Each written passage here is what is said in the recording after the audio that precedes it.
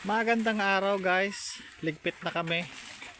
Pauwi na kami sa aming mga pinanggalingang lungga. Pagkatapos ng overnight, kala ko mapangalawa ang gabi pa eh. Kaya lang, di na. Maubos na yung ano.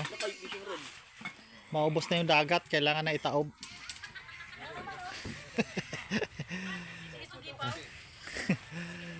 Ayan, ligpit na kami ng aming mga tinulugan.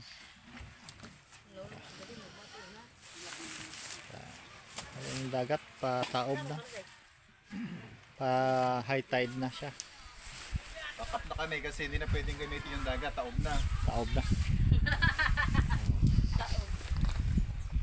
Tataob na daw eh. Yung aming bihisan natumba. Okay.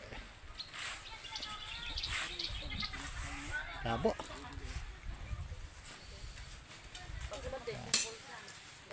Sakyan ni Chairman. Ito naman yung aming kabayong pugak-pugak.